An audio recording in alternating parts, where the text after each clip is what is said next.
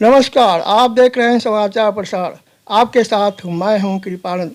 सबसे पहले मैं समाचार प्रसार न्यूज़ चैनल के दर्शकों को नववर्ष 2022 की हार्दिक बधाई और शुभकामनाएं देता हूं। आज चर्चा का विषय है 2022 के सभी राशियों के लिए 22 महा उपाय। इस महा उपाय पर चर्चा करने के लिए मेरे साथ एक खास मेहमान मौजूद हैं और वो हैं आस्था ज्योतिष केंद्र नई दिल्ली के संस्थापक आचार्य श्री राकेश शुक्ला जी। मैं अपने मेहमान आचार्य श्री राकेश शुक्ला जी का इस परिचर्चा में अपना कीमती समय देने के लिए हार्दिक अभिनंदन करता हूं। चर्चा को आगे बढ़ाने से पहले आचार्य जी को नववर्ष की बधाई और शुभकामनाएं देता हूं।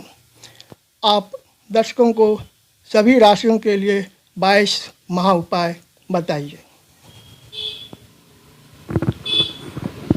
गुरुर्ब्रह्मा गुरुर्विष्णु गुरुर्देव महेश्वरा गुरु साक्षात् परब्रह्म तस्मै श्री गुरुवे नमः। नारायणं नमस्कृत्यं नरं चैव नरोत्तमं देवी सरस्वती व्यासं ततो जदिमुदीरयते। अतुलितबलधामं स्वर्णशैलाभदेहं धनुजवनकृशानं ज्ञानिनामागगण्यं सकलगुणनिधानं वारणानां धीशं रघुपतिप्रियभक्तं वातजातं नमामि। आप सभी मित्रों को, बंधुओं को अंग्रेजी नववर्ष 2022 की बहुत बहुत हार्दिक शुभकामना। और जैसा कि शास्त्रों में विदित है, संसार में 4 प्रकार के ही सुख होते हैं। और पहला सुख है निरोगी काया, कि हम सब कैसे स्वस्थ रहें, कैसे परिवार स्वस्थ रहे। इस महामारी के काल में आप सब अपने लिए, अपने परिवार के प्रति सजग रहें और जो गाइडलाइंस तय की गई हैं उनका पालन करें, कि ताकि हम रहेंगे तो हमारे घर परिवार के लोग सुरक्षित और निश्चिंत रह सकेंगे। तो आइए इसी पर हमारे साथ आज चर्चा करेंगे कि 2022 के लिए कुछ विशेष उपाय। वो विशेष उपाय क्या हैं? वो 22 उपाय। आइए हम चर्चा करते हैं और जानते हैं कि इन छोटे छोटे उपाय करने से हम सबको और प्रत्येक राशि वालों को इसका क्या लाभ होगा, विशेष लाभ होगा। और जाने, क्योंकि ग्रह की दृष्टि से बहुत सारे लोग बहुत काम करते हैं, दुनिया में बहुत मेहनत करते हैं, लेकिन पूरी ज़िंदगी मेहनत करते करते कुछ भी नहीं मिलता। और कुछ लोग थोड़ी सी मेहनत करते हैं, बड़ी सफलता को प्राप्त कर लेते हैं।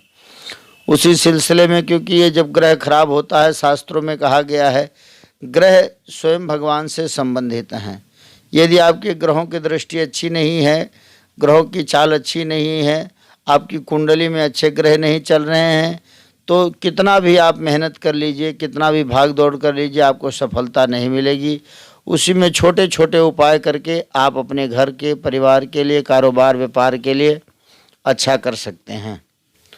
तो उपाय क्या है? उपाय नंबर 1, इस साल जितना व्यापार करने वाले लोग हैं उनको चाहिए कि जा कर के भगवान विष्णु और लक्ष्मी का दर्शन करें और घर की सुख शांति के लिए, पारिवारिक वृद्धि के लिए, धन वृद्धि के लिए ओम नमो भगवते वासुदेवाय मंत्र का जाप करें। ओम नमो भगवते वासुदेवाय मंत्र का जाप करें।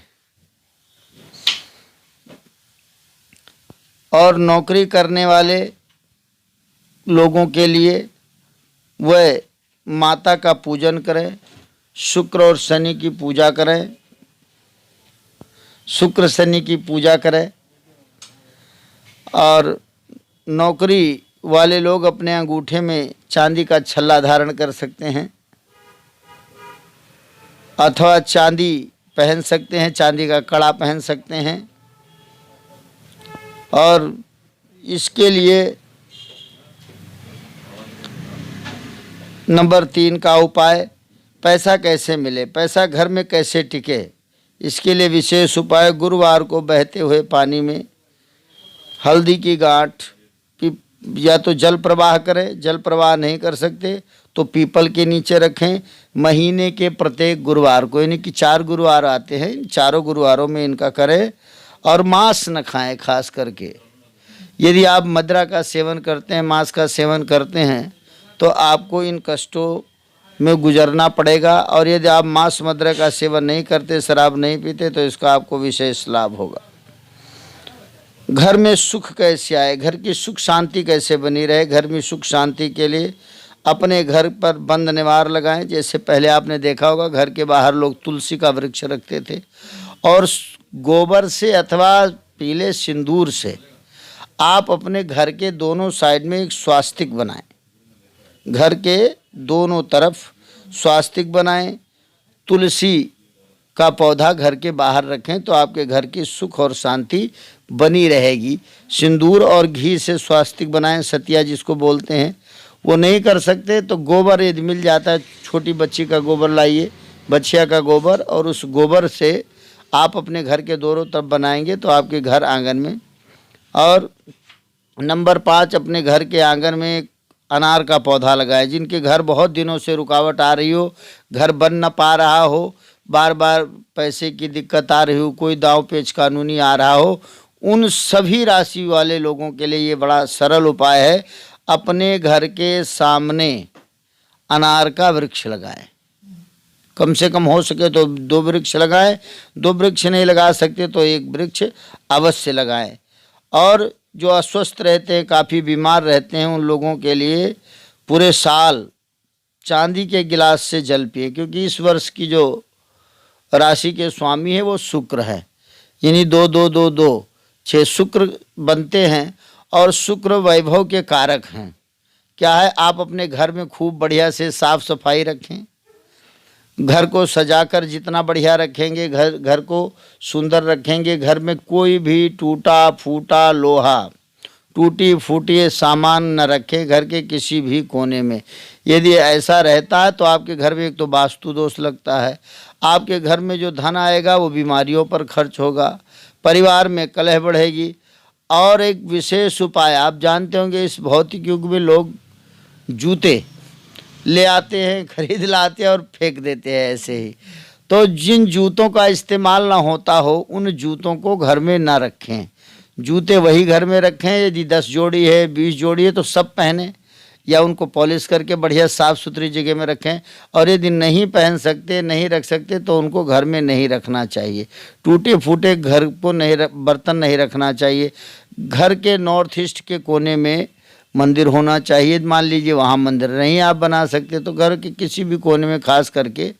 और एक चीज़ और आप बताऊंगा कि आप लोग, बहुत सारे लोगों को निद्रा की परेशानी रहती है। अधिकतर लोगों को ये भी नहीं पता सोया कैसे जाता है।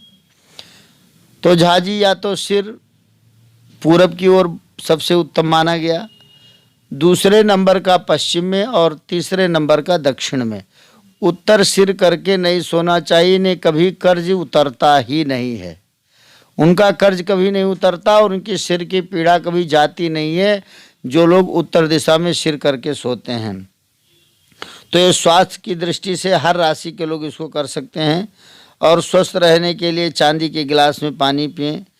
जिनके घर में चांदी के गिलास नहीं हो, तो चांदी का छोटा सिक्का ले लें जिसमें आप पानी रखते हों, उसमें वो चांदी का टुकड़ा डाल दें और उससे पानी पिएं, तो बहुत अच्छा रहेगा। और सभी राशि के लोग, एक पारे का शिवलिंग आता है, पारा होता है, लिखा है पारे के दर्शन मात्र से ही सारे पाप कट जाते हैं, तो पारे का शिवलिंग घर में रखें।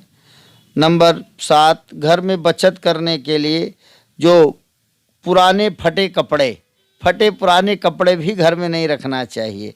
बिजली का टूटा फूटा सामान घर में नहीं रखना चाहिए।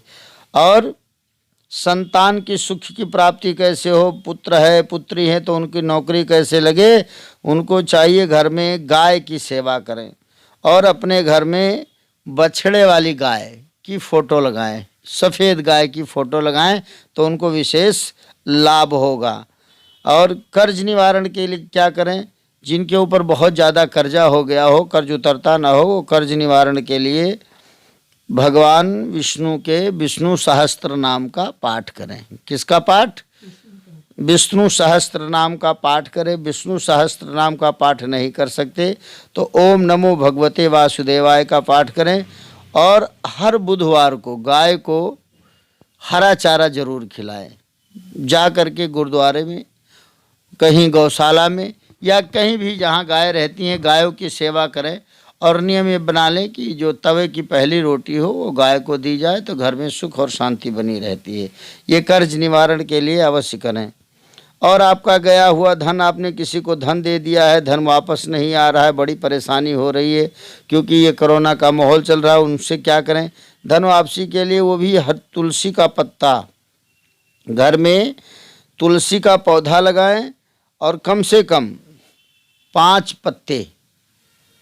पत्ते भगवान शालिग्राम को अर्पण करें। नहीं रोज कर सकते तो बुधवार को भगवान शालिग्राम को 5 पत्ते तुलसी के अर्पण करें। और तुलसा का जो अर्क होता है उसको डालकर आप पानी पिएं। ये यदि आप करते हैं तो आपको कर्ज निवारण में काफ़ी सफलता मिलेगी। और लक्ष्मी जी का पाठ करें। महालक्ष्मी च विद्महे विष्णु पत्नी च धीमहि तन्नो लक्ष्मी प्रचोदयात्। इस मंत्र का कम से कम 108 बार हर बुधवार कर लें। वैसे तो नित्य करना चाहिए, नित्य नहीं कर सकते तो 8 बार अवश्य इसका पाठ करेंगे तो उनके घर में सुख और शांति। आचार्य जी, मैं यहाँ आपसे जानना चाहता हूँ दर्शक की तरह से, सप्ताह के किस दिन जो है तुलसी तोड़ना वर्जित माना गया है? तुलसी, रविवार को तुलसी नहीं तोड़ना चाहिए। और दूसरा, महीने में 2 दिन और आते हैं, द्वादशी एकादशी का हम लोग व्रत रखते हैं। द्वादशी के दिन कोई भी दिन हो, रविवार हो, सोमवार हो, मंगलवार हो, बुधवार हो, बृहस्पतिवार हो, उस दिन भी तुलसी को छूना नहीं चाहिए। क्योंकि नहीं तो जो जितना आप पुण्य करते हैं वो सारा पाप तुलसी और पीपल, रविवार के दिन पीपल को न छूना चाहिए ना ही जल चढ़ाना चाहिए। अब आप कहेंगे क्यों नहीं करना चाहिए? क्योंकि वो बड़ी लंबी कथा है। उस कथा में एक उद्लक नाम के ऋषि थे, तो समुद्र मंथन में दरिद्रता और लक्ष्मी दोनों, छोटी सी कथा सुना रहा हूँ, उसमें दरिद्रता और लक्ष्मी दोनों एक साथ निकले थे समुद्र मंथन में। तो जिस कारण से वो विष्णु लक्ष्मी जी ने कहा मैं पहले ब्याह जब करूँगी जब मेरी बहन का ब्याह हो जाएगा, ये मेरे से पहले इसकी उत्पत्ति हुई है लेकिन ये मेरी बहन है। तो दरिद्रता को कोई लेना नहीं पसंद करता, तो भगवान विष्णु ने उद्लक नाम के एक ऋषि थे, उनसे विवाह करा दिया। बड़ा उनका हरा भरा, लाखों गाय थी, हजारों विद्यार्थी थे, विद्या अध्ययन करते थे। लेकिन दरिद्रता जैसे ही उनका ब्याह हुआ वहाँ गई तो धीरे धीरे आश्रम बंद हो गया, गौशालाएँ बंद हो गई और बहुत ही अस्त व्यस्त हो गई और इसी आश्रम छोड़कर चले गए। दरिद्रता आकर फिर जोर जोर से रोने लगी। लक्ष्मी आई, बहन बताओ, बोले हमारे घर में कुछ खाने रहने के लिए नहीं है। भगवान विष्णु जी से कहा महाराज आप कुछ करें। भगवान विष्णु ने कहा आज से तुम्हें मैं पत्नी के रूप में स्वीकार करता हूँ, तो मैं रहूँ कहाँ? लक्ष्मी जी ने कहा रहेगी कहाँ? भगवान विष्णु ने कहा पीपल जो होता है शुद्ध कहा जाता है, संस्कृत में मेला ही स्वरूप कहा गया है। भगवान ने गीता में कहा है कि वृक्षों में मैं, वनस्पतियों में मैं पीपल हूँ। तो बोले पीपल पर तुम्हारा वास होगा, बाकी 6 दिन जो पूजा करेंगे उनके घर में तो धन मान सम्मान रिद्धि सिद्धि जाएगी, लेकिन रविवार के दिन जो तुम्हारी पूजा आकर करेगा, तुम पर जल चढ़ाएगा, तुमको स्पर्श करेगा, छुएगा, तुम लक्ष्मी, तुम जो है दरिद्रता उसके घर चली जाना। इसलिए रविवार के दिन जो पीपल की पूजा करते हैं तो दरिद्रता उनके घर चली जाती है। इसलिए कोशिश ये करें कि रविवार को तुलसी और द्वादशी को ये 2 दिन ना तोड़ें ना छुएं। अब आगे हम चर्चा कर रहे थे, हमने 10 उपायों को आपसे बताया। नौकरी अच्छी बनी रहे, नौकरी में कोई दिक्कत ना आए, अपने बॉस के साथ भी अच्छा बना रहे, तो इसलिए चाहिए रोज सूर्य देव जी को जल अर्पण करें। उन्नति के लिए अपने जो है लोटे में, तांबे के लोटे से सूर्य देवता को जल दें, हल्दी उसमें डाल लें अथवा लाल फूल डाल लें। और लोटा तांबे का हो तो बहुत अच्छा, ना तांबा हो तो पीतल का हो, लेकिन लोहे का नहीं होना चाहिए। और ओम सूर्याय नमः या घृण सूर्याय नमः ये भी नहीं कह सकते तो गायत्री मंत्र पढ़ करके ओम भूर्भुवः स्वः तत्सवितुर्वरेण्यं भर्गो देवस्य धीमहि धियो यो नः प्रचोदयात्, ऐसा 12 बार कह करके सूर्य देवता को करें तो उनकी नौकरी अच्छी रहेगी। और जो लोग बहुत दिनों से विदेश जाने के लिए परेशान हो, विदेश नहीं जा पा रहे हो, उनको ये चाहिए इस साल कि धूप जो है अपने घर के उत्तर कोने में जलाएं, पश्चिम और उत्तर के कोने में धूप जलाएं, और गंगा जल भर करके अपने घर में रख दें। लोहबान और गुग्गल अपने घर में रोज करें, और हनुमान जी का पाठ करें। 7 पाठ रोज श्री हनुमान चालीसा का करें, और बजरंग बाण का 2 पाठ करें। देखिए विदेश जाने वाली सारी समस्याएं दूर हो जाएंगी। और वो यदि 7 बार हनुमान चालीसा और 2 बार बजरंग बाण का पाठ करते हैं तो विशेष उनको फल मिलेगा। इसी प्रकार से जिनके मकान में बहुत अशांति रहती हो, घर में बहुत झगड़े होते हों, उनको ये चाहिए मंगलवार के दिन हनुमान जी को चोला अर्पण करें। चोला क्या अर्पण करें? सिंदूर है, चमेली का तेल है, जनेऊ है, मीठा पान, ये ले जा कर के हनुमान जी को अर्पण करेंगे। और उनके सामने अंजनी माता की पूजा करके ये सब अर्पण करें, और उनसे प्रार्थना करें कि हमारे घर की सुख और शांति बनी रहे। तो उनको हर प्रकार से सुख शांति होगी। जिनके ऊपर मुकदमे चल रहे हों, आजकल भाई भाई भी मुकदमे, परिवार में बहुत ज़्यादा मुकदमा चल रहा है, मुकदमे के लिए ये सभी राशियों के लिए वह हर बुधवार को पति पत्नी दोनों जाकर गणेश जी को दुर्वा अर्पण करें। क्या अर्पण करें? दुर्वा घास।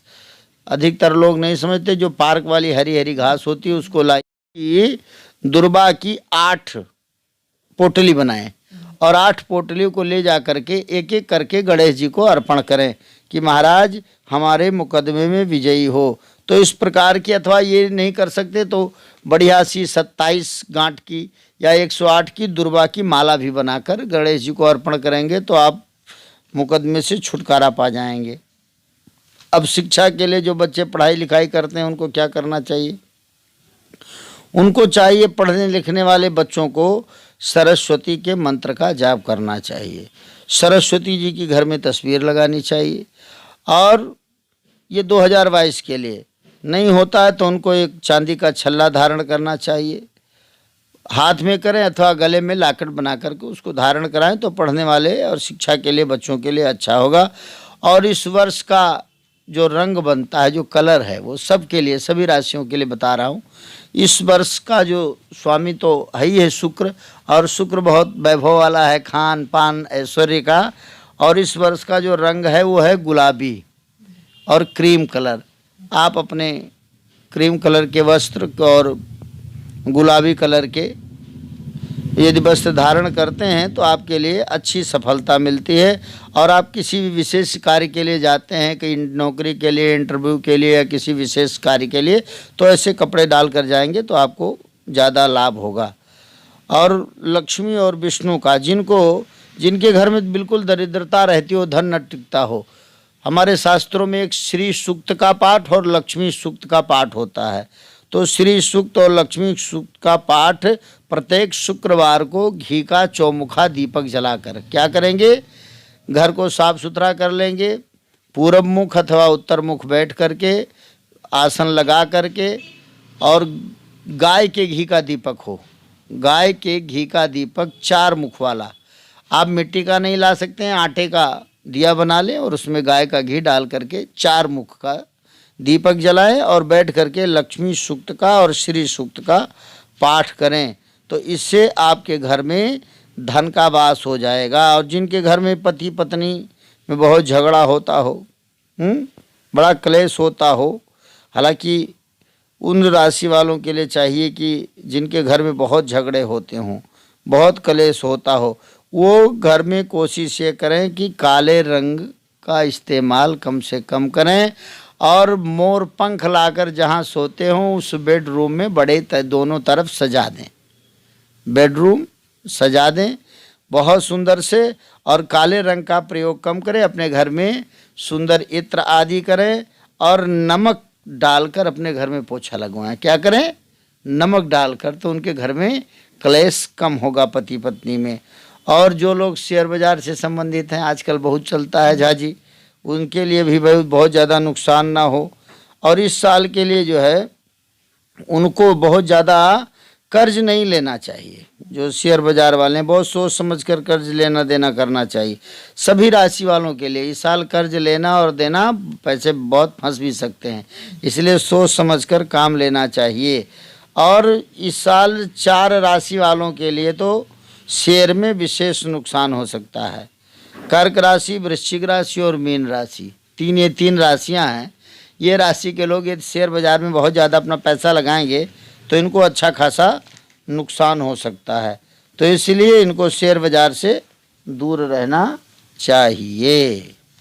जिन लड़के लड़कियों के विवाह ना होते हों, वह जिन लड़कों का विवाह नहीं होता हो अथवा जिन कन्या का विवाह नहीं होता हो, वह भगवान विष्णु और लक्ष्मी की पूजा करें। अपने घर में राधा कृष्ण जी की फोटो लगाएं और मंत्र है लड़कों के लिए क्लीं ओम, क्लीं ओम पत्नी मनोरमाम देहि मनोवित्त अनुसारणीम तारणीम दुर्ग संसार सागरस क्लोद्भवाम क्लीं ओम।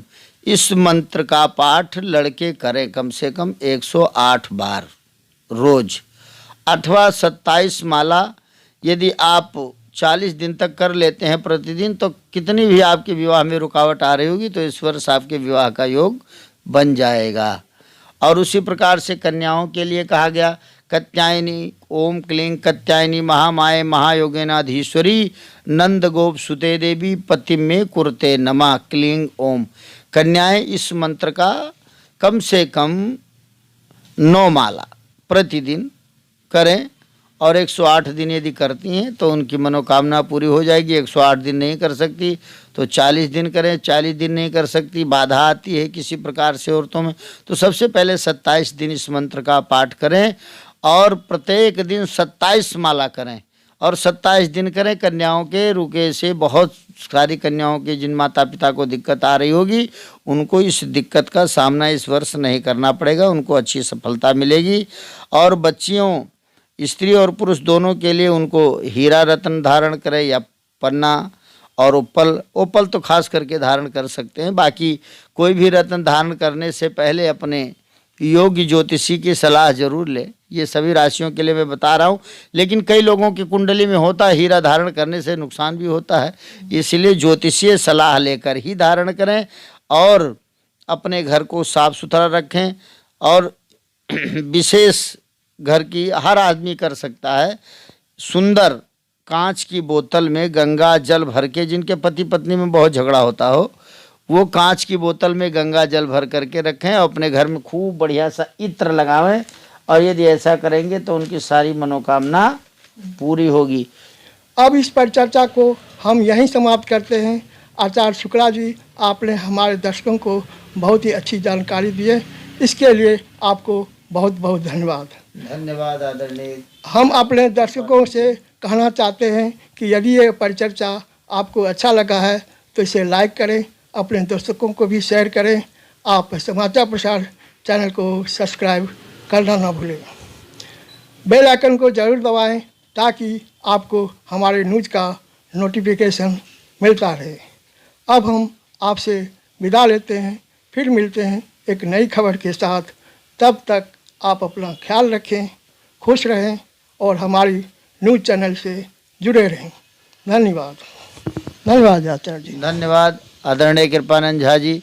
आप समाज को एक नई दिशा दे रहे हैं, नई रोशनी दे रहे हैं, इसके लिए आपका बहुत बहुत धन्यवाद।